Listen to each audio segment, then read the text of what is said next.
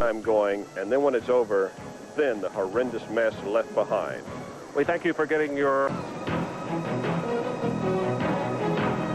4 at 444-NEWS or dial star 4444 on your Southwestern Bell mobile system phone. It's a free call.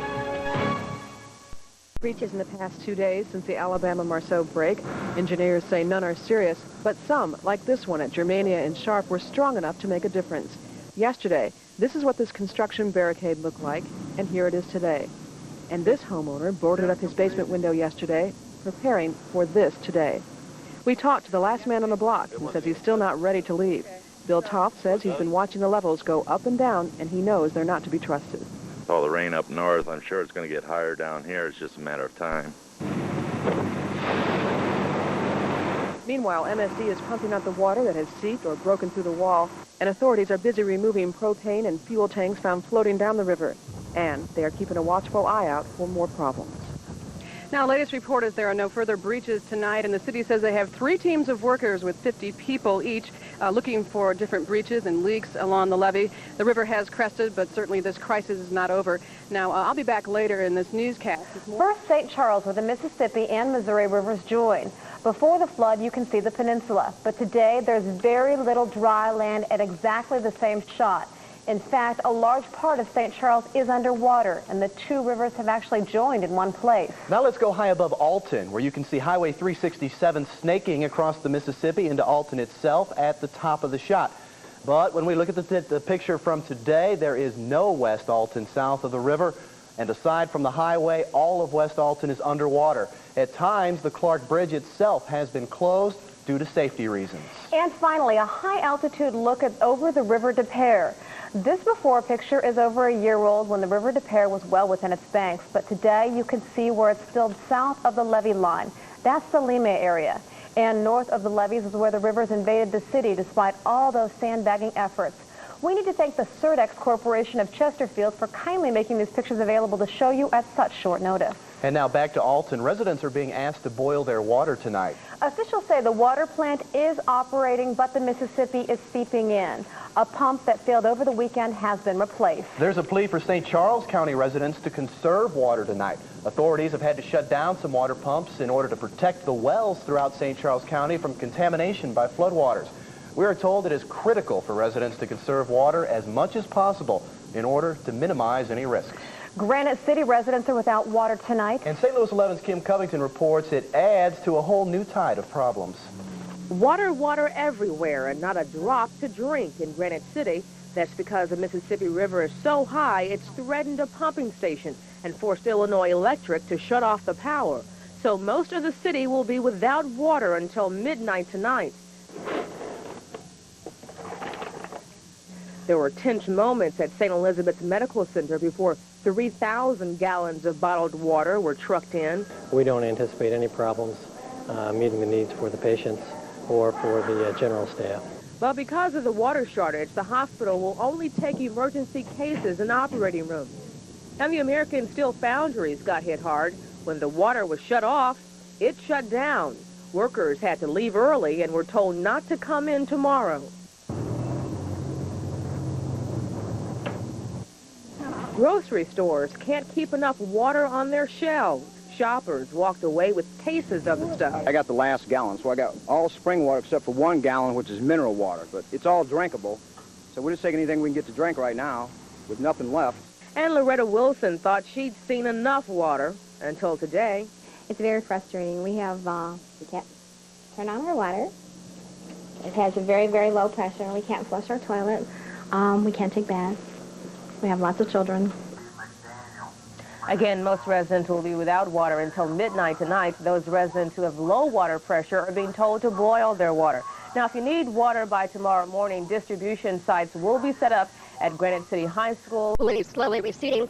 Meanwhile, no new breaches to report along the River Des Peres tonight. And the city says that they have 3 teams working, about 150 people constantly monitoring that situation and looking for leaks and breaches and breaks. Meanwhile, it's also interesting to note that overtime pay for police, fire, and other city officials is already at $1 million+ because of this crisis. The restaurant says it's taken 6 pumps, a pile of sandbags, and crews monitoring the flood around the clock to keep the doors open. We're very fortunate. We've only been closed one day, and a lot of the other ones are out of business and will be out for a little while. Many business owners say they're losing money not because they're flooded, but because the city won't turn on the electricity in some areas. Floodwaters have forced the Lime Bank to close its doors. That's because electricity had to be cut off at the Lime Bank and Trust today.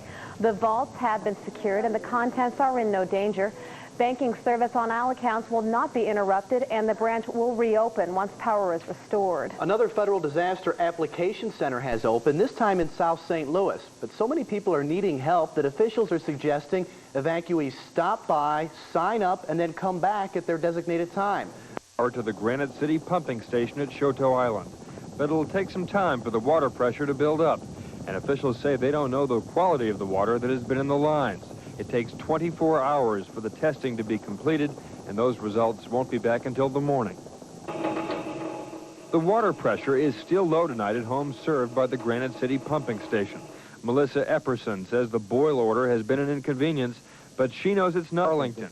There is a precautionary boil order in effect for Alton, Godfrey, Elsa, Brighton, Fosterburg, Jersey County District, and DeForest Homes District. There is a water conservation order in effect for East St. Louis, Bell. We're good. We're going to make it. Stories about our neighbors fighting the flood of '93. We hope you'll join us Wednesday night at 7 here on Channel 4. Feel a major pinch from this change. Is it Calhoun County's largest peach orchard? Well, the peaches at Weagle's are ripe for the picking, as you can see. This is a big, fat peach here. But the owners say without a bridge to ship them over, a good portion of the peaches may never make it to market and to your home.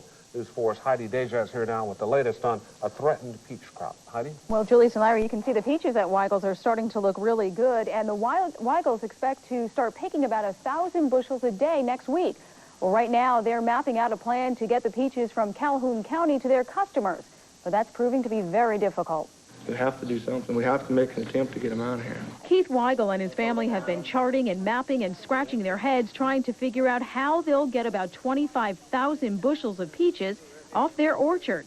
In the past, they would ferry them across the river or truck them through Hardin and across the bridge. Those options no longer exist, and now Weigel's farm in Golden Eagle, just south of Hardin, is facing some tough times.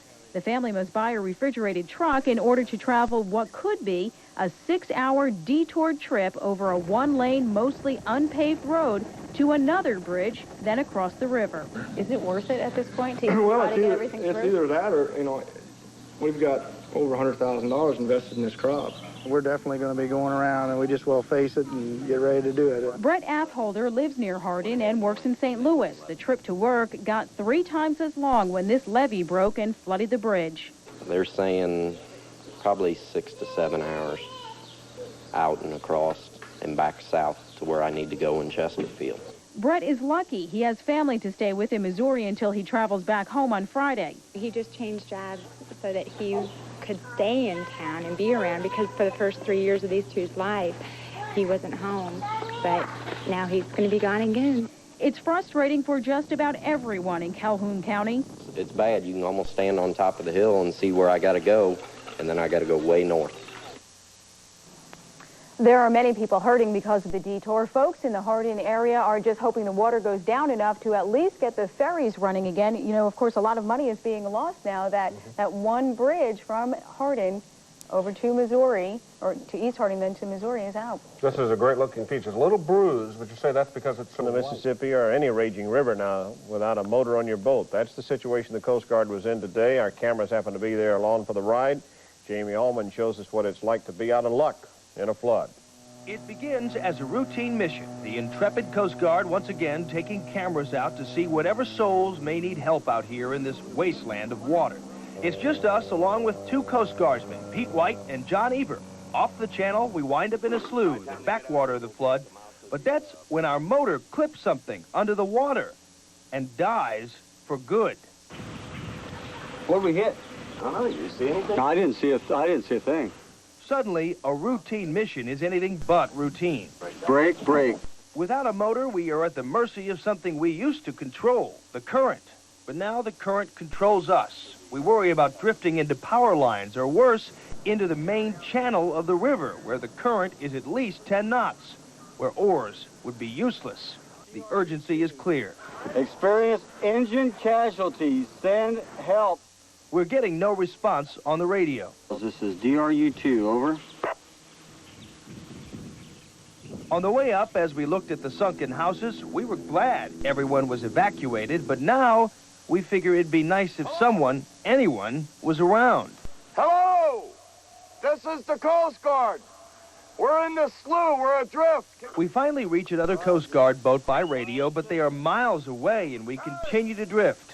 Suddenly, we see a boat. Its driver is a man few people around here ever see. He's a local named Too Tall. We are all too happy to see him. Lucky for us, Too Tall decided to ride out the flood in his houseboat. He's known as the sage of the river. It's fitting he'd be a savior today. Everybody works together out here, right, Too Tall? Yep. That's what's good about the river. Good people. Too Tall has lived on the river since he was 5 years old. He's helped a lot of people in this flood. I got people out here I don't like, and I've helped. That's good. The Coast Guard, by the way, says it now has 2 distress calls on its list. Mayday and Hey, Too Tall. You rescued the Coast Guard, huh? All right, done their job. It's my turn. Well, I'll tell you, it is becoming increasingly dangerous to be running around the floodwaters in a boat. We're hitting sandbags and corn stalks and even cars. Road signs and some buoys are now fully submerged. And so far, the Coast Guard, though, has lost 3 motors. Fortunately, though, gentlemen, nothing worse than that has happened, mainly because these guys in the Coast Guard are excellent boaters. Well, you take the best you can, but in this case, when it's underwater and you can't see it, you hit it. And the current's getting much worse as the water is deeper.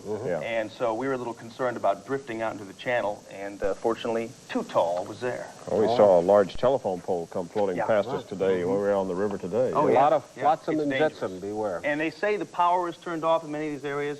We keep seeing porch lights on and lawn lights on, and we don't think the power is totally off in those areas. It's a concern. All right, Okay, thanks, thank you, Jamie.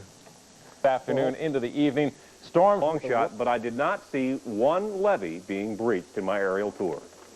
Of course, that may be due to the fact that most levees in the area have already been topped, except for those along the River Des Peres. There's this battle in Monroe County, Illinois. Barges run across farm fields carrying rock. The rock being dumped on saturated levees, the levees leaking onto nearby roads. The barges are being used as bulldozers to knock over trees to get to the levee. So far, they're winning. Upriver a couple of miles at Limay, the neighbors fight on, but the river is in, while police keep trespassers out. Here's the county police helicopter on patrol. On the other end of St. Louis, way north, the confluence of the Missouri and Mississippi rivers. Water for miles and miles. Nearby, West Alton. 10 feet in some areas. The only way around, if you want to get around, by boat. Propane tanks float like inflatable toys. Sally's appliance store is totally flooded. Last week, the owner was working inside. And just west, 4 deer are wading in the water, topping a levee. Around them, nothing at all, just more water. They share their watery island with a blue heron. Now, before anyone wants to mount a rescue effort for that herd of deer, I called the Missouri Conservation Department this afternoon about them, and they say deer are good swimmers, and when they need to, they will swim away. Conservation agents add that they do not recommend. The 22-year-old man was walking along on the west side. The brakes are over there and down there, so it's slowly backing in, so that'll be one of the last areas to get water. The break happened around 9, just after several sandbaggers found a crack and decided it was time to jump ship. We went up the levee and looked back, and all I could see is a big rush of water coming in. What makes this disaster especially painful is that residents thought they were pretty safe. After all, their 15-mile levee surrounding the island is 52 feet high, and the Mississippi is about 5 feet short of that. But it was the sand boils which got them, seepage underneath the levee. Everybody's kind of numb. We couldn't get any help. The National Guard would not help us. We did have Scott Air Force Base. They were wonderful. They came down and helped us for a day, but that's about all we had except for local volunteers. It's a good levee except sand boils. We're experiencing this time a river stage of 47 feet. It's new to everybody. You don't know what to expect. You don't know what kind of pressures you have. This disaster could have been even worse, but fortunately no one was hurt. That's because when a sand boil broke around midnight last night, officials had children and women evacuate immediately. The only ones who were allowed to stay were the sandbaggers working to shore up the levee. I got the call from my husband at 10 till 1 this morning. I brought help, and by 5 o'clock we were off the island. Not all the island is submerged, but the river is rising and moving quickly, about 2 feet an hour. So residents whose homes were still dry this afternoon used barges to transport what belongings they could. We saved about 30%. Many residents say this is the last time they'll move off Kaskaskia Island. They've had enough of dealing with floods. For them, this defeat is just too devastating to overcome. Lorna Godwin, St. Louis 11 News. Not far from Kaskaskia Island, the residents of St. Mary, Missouri are still fighting. They're putting sandbags around their bank, post office, and the only gas station in town. So far, water has filled the basements, but residents are pumping it out. Now we have some late-breaking details about what appears to be a losing fight to save the Festus Business District. Let's go to Kim Covington live in the newsroom for the latest. Kim. Well, Kara, that fight is not lost yet. Residents in Festus are fighting to keep a levee from collapsing there. This video is just in and unedited. The National Guard, reservists from Scott Air Force Base, and other volunteers are trying to plug up a block-long levee on South 2nd Street that's been leaking since 10 this morning. Officials cut off the power and gas to about 15 businesses in downtown Festus. They say they could easily be wiped out if the levee goes. Now, dozens of businesses have gone under in Jefferson County because of the Mississippi. In nearby Crystal City, 30 businesses have been flooded for 2 weeks, but Festus officials say they will not give up the fight. We'll keep you updated on the situation there in Festus later on in our newscast. I'm Kim Covington, live in the newsroom. Okay, thanks, Kim. 10 o'clock, watch on levees and stockpiling sandbags in case a break should occur. So far, just a few structures have been lost. To Keithsburg, Illinois, where new storms are pushing water levels even higher. Engineers worry that means new pressure on levees already close to caving in. The Midwest floods are so far blamed for at least 33 deaths and $10 billion in damage. The levee break in Quincy, Illinois that sent flames dancing on the waters is now being called suspicious. Authorities say someone may have vandalized the levee, removing sandbags from the top. The levee break was blamed for these flames that broke out when a gas station was struck by water. Today marks the second week city crews have been working on July 28th. And rain fell once again in the bi-state area this afternoon. That's bad news for areas already soaked. Let's go to Mark Furry live in the Weather Center to see what's in the forecast. Mark. Well, Jeff and Carol, we did have showers, both of the damage here. Slow torture is what it is. The water is not supposed to be this bad, and yet it keeps getting worse and worse. Oh, I got big damage. We're going to have a whole new kitchen, new carpet, well, basically whole new walls and everything. As long as we got all them out except for what you've seen in there, and we really was running out of time. So that's basically the stuff that was easier to leave than take, really. It's too late for sandbags here, but over in Pleasant Valley subdivision, the fortress remains intact for now. With the good Lord's help, they will hold. Tonight, wood and rope to create new ones. Rich Boyd has been living here with his wife and 2 children for nearly 1 month. Here's the community bathroom. Actually, the way he rigged this up was quite nice. Just pull the handle there, and we put buckets of ice in the top there so we can make this water ice cold. They cook at friends' houses and bring the meals here. There's no TV, no radio, no air conditioning, and not much room. The clothes Rich salvaged from his house are in this trailer. His children share the bed. Hard because I always have to sleep with my brother, and I hate sleeping with him. Rich and his wife sleep outside on the sofa with all the mosquitoes. Why do you take turns sleeping? Well, actually, because of the space that we have. And somebody has to be up here 24 hours a day to keep an eye on everything. One of the main fears of these flood victims is this road right here. Highway 21 or Tesson Ferry Road is just a few feet away from their back door. These flood victims fear that one of the gawkers driving by will get in an accident and slam right into their tent. And there are other fears. Lightning, thunder, and the relentless rain. In St. Louis County, Michelle Hoffland, News Channel 5. Now we're at Kaskaskia Island. Federal levees have held well. Only 2 of the 29 that failed were levees administered by the Corps. Eric Thomas, News 4. And of course, as he pointed out, those are the only federal levees they've seen the problems with so far. There is another concern that we're beginning to watch, and that is bridges. Not only just the bridges here in the St. Louis area, there's some bridges, of course, that are not as stably built as these. The area of concern now is how much undermining is going on by the force of the Mississippi. It is apparently going into some of these areas and scourging, as they call it, the gravel, sand, and clay stream beds around the piers. But we do have a report I'm checking here from the Associate Professor of Civil Engineering at the University of Missouri-Raleigh. Says the force of the water pushing on these bridge spans can sometimes displace or move the spans between the piers. At the same time, we have word from the Highway Department and others. They're keeping a close watch on all these bridges, especially the major bridges, to make sure that the force of the Mississippi and other rivers is not threatening and weakening these bridges. So we have another concern, but we are going to have to continue watching that. Floodwaters trapped a children's expedition. At least 3 people are dead from the St. Joseph's Home for Boys. Tonight, the search continues for 3 others. And how violent storms kept the city's rapid response levee team on its toes. Plus, we'll have the plan to raise the levee even higher. A flood wall may collapse near a toxic metal factory. And you'll ride with the Coast Guard's early warning chopper team. But first, a flood tragedy that kills caving kids. Kim Covington's live in the newsroom with details. Kim. A 4th body has just been found. Melville crews and cave specialists are searching the Cliff Cave at this hour for at least 2 more bodies. They hope they're hanging on to a rock inside the cave, but they fear they were engulfed by rushing waters. Fire officials say that's how this boy died. He and another boy and their 21-year-old counselor were found wrapped around a log at the entrance of Cliff Cave. Officials say raging backwater just swallowed them up and flushed them out of the cave.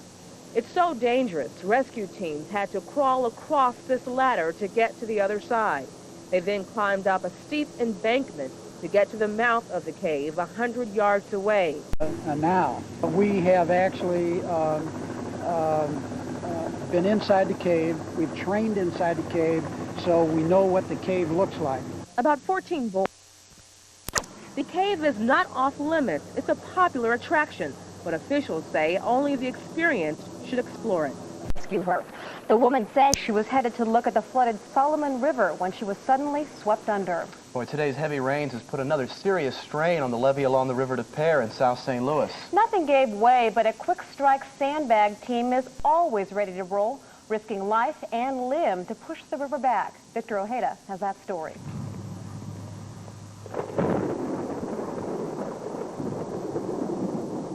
When it rains, it pours.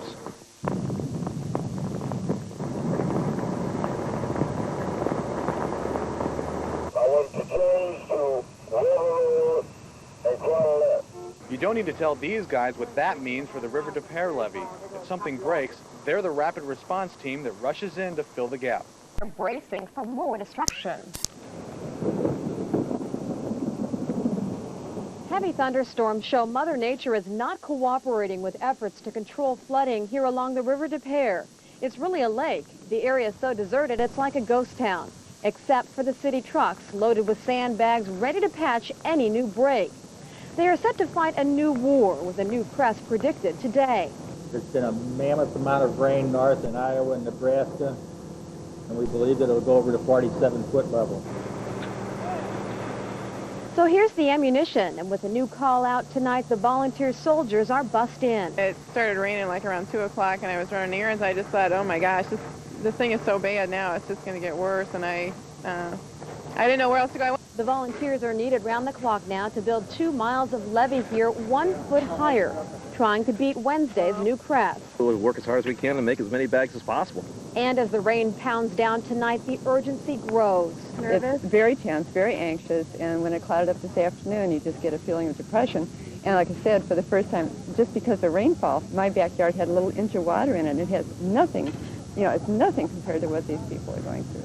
City crews have already fortified these levees with gravel, so they say right now the levees are not really the problem, the rain is, and we could be headed for another defeat.